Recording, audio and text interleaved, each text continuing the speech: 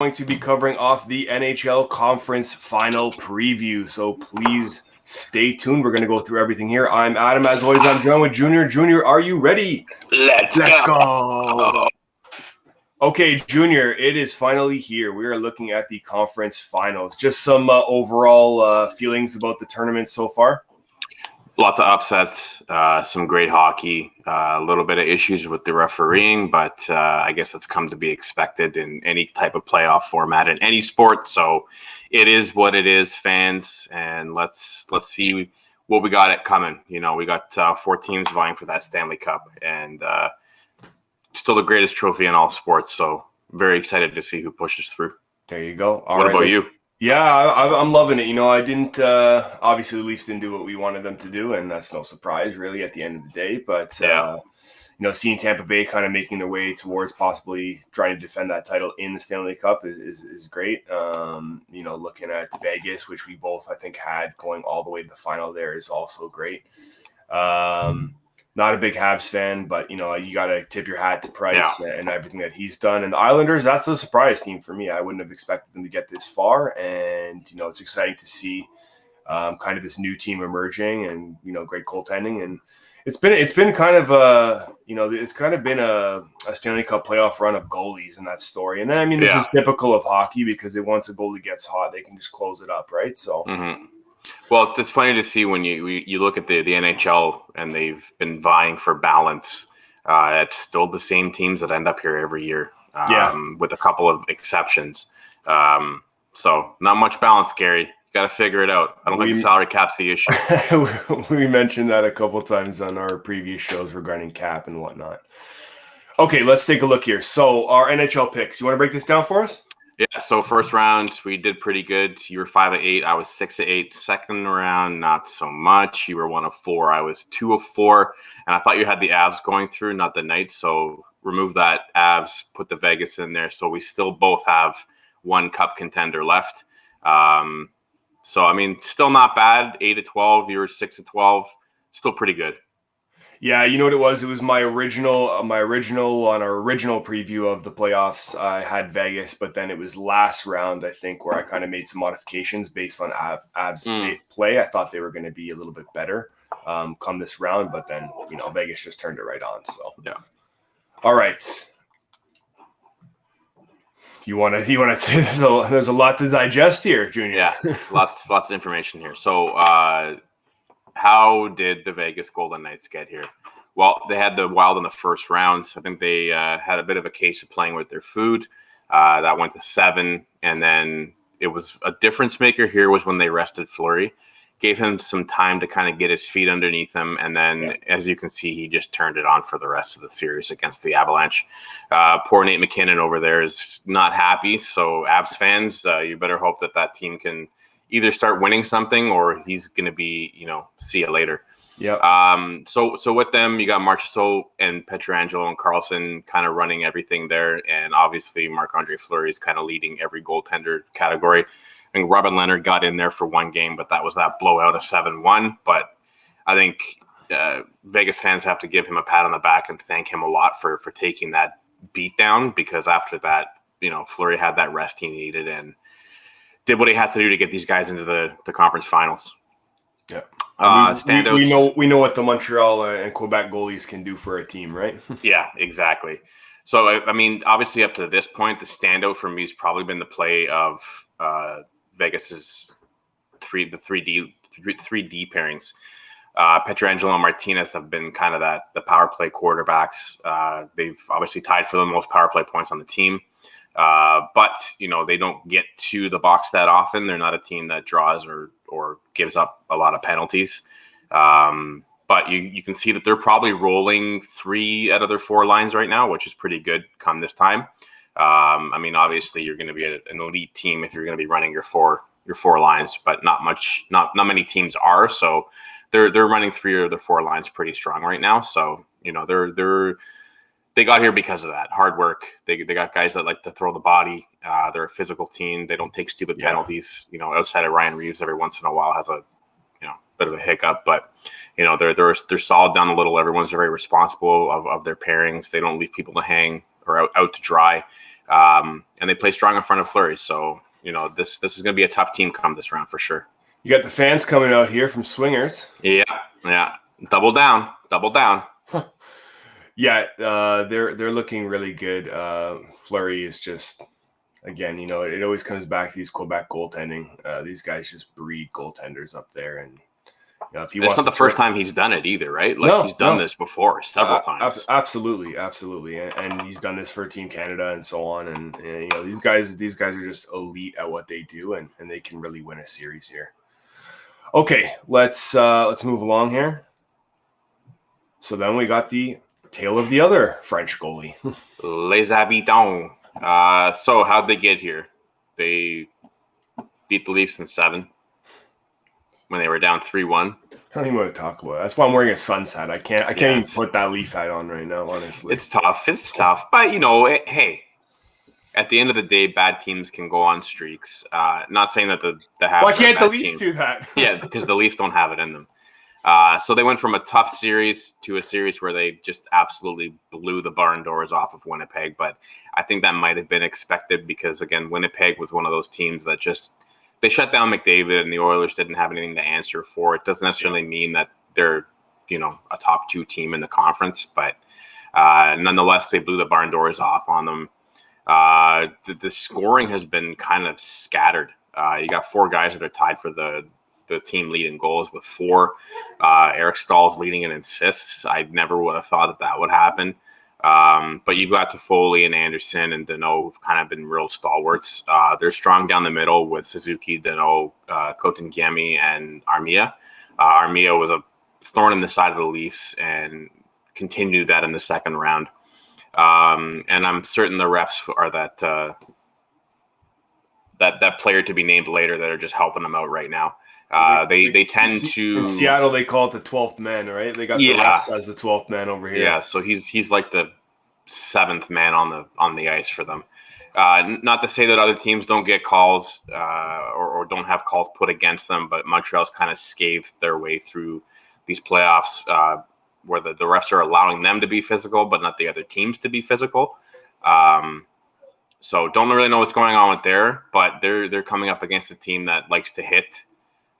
So we'll see where the calls are going to come from.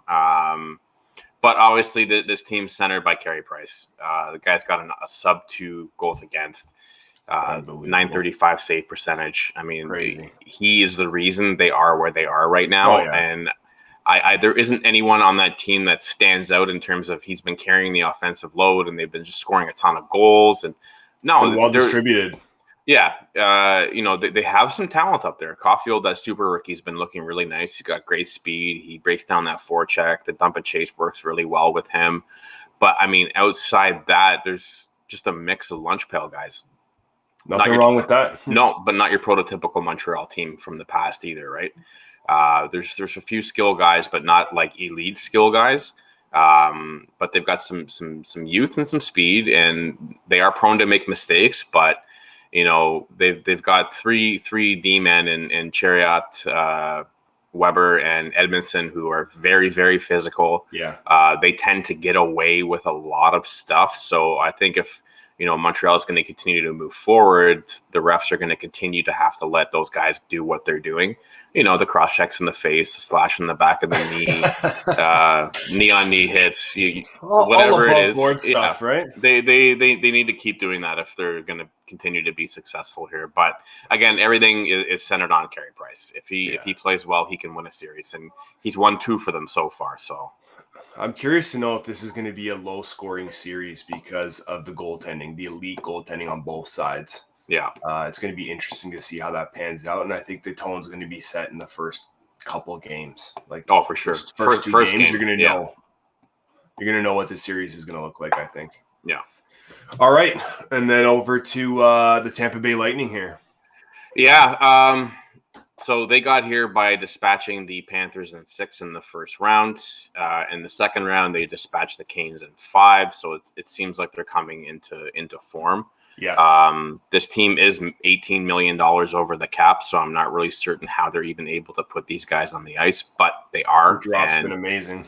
Yeah, Kucherov, I mean, his assist numbers are great. His goals are a little low for what you would want from him, but I would say 85% of his points have come on the power play. Oh yeah. And they are a team that draws a lot of penalties. They do give up their fair share, but they do draw a lot of penalties. Vasilevsky's been pretty strong in net, 934 save percentage, and I think just about 2.25 goals against. Yeah. But for them, it's their strength down the middle that's winning them. Braden Point's got 8 goals, second line.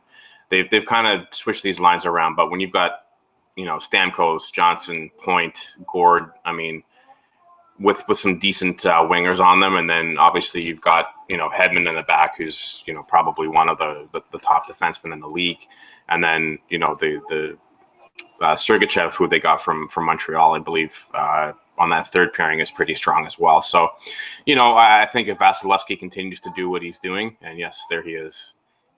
Still don't know how that happens, but I'm certain because they are a small market U.S. team that Gary's not going to do much to hold them back from being $18 million over the cap. But on to better things. So they're here. They're right back where they were last year in the bubble, and we'll see what happens. Yep. Yeah, I think they're really coming on at the right time here. But then you got the New York Islanders, who are just, again, I didn't expect them to be here. They were able to beat Boston. I mean, these guys can play. Yeah. Well, when we previewed the last round, the one thing we said is if Pajot can get going, he is a Boston killer. He played pretty well. Yeah. But when you've got Palmieri coming on and Barzal standing up and doing what they're supposed to be doing, it's like they kind of woke up out of that shell, and they started contributing really, really well. They don't have world beaters on defense, but they're guys who are very responsible in their assignments, and they allow that lane for whether it's Sorokin or Varlamov to see the puck, and they cleared that crease pretty well. So that's kind of really all you need back there. You don't need guys with booming shots. You need guys that can pass the puck and are responsible in their own defensive end, and they've got 3 pairs that have been doing that pretty well. Yeah. So they got here obviously from beating Boston in 6. And I didn't even see them getting into the first round, so I'm still kind of shocked that they're here. But when you've got Pajot, who's 54% from the faceoff, unreal. Sorokin's your backup, I would probably say, who's got a 232 goals against. Guys 4-1, and then you've got Varlamov, who's 4-2. They've got a pretty good, tandem in net. So basically they can go to whoever they need to. Having 2 good goalies that have been stopping the puck a lot is huge in the playoffs, because if a guy goes down or guy doesn't have it, you've got someone off the bench ready to go. Lou does not like the Leafs anymore. In fact, there's been some stabs at the Leafs through their victory songs after they win games. that was a great trolling. I mean, you got to give kudos. So he did a good job with that one. He's trolling, and Lou, hey, congrats, buddy. You did a great job putting together a pretty good team here. So we'll see what they have in store for them. Yeah, awesome. Okay, head to head. So if you want to look at these, we'll break down a couple of these numbers. I guess you're looking at goals. This is just in the playoffs. Yeah. So playoff numbers head to head. Yeah. So 40 goals against 28, goal assists 31 to 24, assists 67 to 45. I mean, shots, 32 versus 30. Maybe not go through all these. We'll jump down to penalties here, 40 to 37, 39. I mean, minus like the initial, additional goal production and some of that, the goals against. What do you think are going to be the standouts here in this matchup? For me, I'm going to look at power play penalty kill. So the Habs are killing off at a 90.3% rate, which is huge in the playoffs. Yeah, that's huge. Vegas not doing so well at 70%, so they're giving up some power play opportunities, so power play goals. And when you've got a team in the Habs who are running it close to 20%, that bodes well for their power play. And Vegas' power play has been absolutely atrocious up to this point. Shorthanded goals too, eh? Yeah, I think that was all in the Leafs series, but. Wow. And then the other thing I'm going to look at is face-off percentage, because that's huge. If you can win the draw, you've got that possession game already started, and Vegas is almost at 55%, where the Habs are under 50%. And then the hits. I don't know if they recorded the hits properly in both those series in Montreal at 386. I think it's kind of low, so I don't know if the statisticians got that right. But when you look at Vegas, 513 hits, Ryan Reeves with probably half of those. Those are the things that I'm going to look at. You know, they're both plus one in penalties drawn over taken. So they're giving up their fair share, but they're also getting them in return. And those are the things that I'm going to look at, is the special teams, goaltending. So those are the things you want to look at. Whoever's got the stronger special teams, meaning whether they can kill off the penalty or they can score on the power play, and how their goalie is playing, and how many shots they're giving up per game, because the more shots you give up, the more opportunities you're giving up to score. So, you know, Vegas is giving up over 32, and the Habs are giving up around 30 shots a game. So when you think about that, it's whoever's going to stop the most pucks and has the better special teams is going to win this. Yeah, do you expect this to go deep? You know what? I would probably say 6, but the first game is going to be a real dictator in terms of where this is going to go. If Vegas comes out and just continues to hammer the Habs, you know, and the one thing is that, you know, they hit first line to fourth line. Their D hit first pairing to third pairing. So they're going to neutralize the speed that Montreal has, because Montreal likes to dump and chase. Well, when they dump and chase, they're going to get hit behind the net. Yeah, exactly. And when they continue to get pounded by these big D, it's probably going to either slow their game down, or it's going to cause Montreal to try and figure out how they're going to beat that, in terms of getting into the zone and setting their box up and trying to get some shots on net. So I think the hits are going to be a huge thing, because that's how you neutralize speed, is you hit it and you continue to hit it. And you've got big bodies to throw in front of speed. You slow the speed down, and that's going to neutralize a lot of the Montreal strength, which is speed. So that's what I would see. If they come out and they've got, 30, 40 hits in the first game and Montreal's got 10, then you're going to see where this series is going to go pretty quickly. Yeah. Okay, and then let's look at Tampa Bay. The Islanders here, real quick on the goals, 38 versus 43, 26 goals against versus 33, and then assists, 67, 68. What are your standouts here between these two matchups? Look at the power plays. It's crazy. I mean, you've got Tampa operating over 40%. That's ridiculous. And then you take a look at the penalties drawn to the penalties taken. So they're still taking a lot of penalties, but they're a plus. What are they? A plus 11 on the penalties. That's a little bit ridiculous in my mind. Yeah. And then even on the Islanders side, they've scored more goals than Tampa has this playoff series. Their distribution is a lot better. Shots per game is around the same. But when you look at the power play and the penalty kill, the Islanders are giving up opportunities, and you don't want to be giving up opportunities to a team that's going off at a 40% clip with power play success. But they've only scored one shorthanded. But when you see the power play goals, they've scored 15 of them, where the Islanders have scored 9. And then hits, again, this is another team that's speed and savvy. And how do you neutralize speed and savvy? You hit it, and you keep hitting it. That's the thing. And if the Islanders can continue to hit and get in those areas quicker and hit harder, they can really neutralize the game plan that Tampa has going forward. So that's what I'm going to look at. I think there's going to be a lot of penalties in this, because they're going to call it very close to the chest. So we'll see. I mean, if you think this will be a deep series as well, or you think it'll probably go 6? I don't know. It's if the whistles are put away and the rest let them play, I think the Islanders can take this.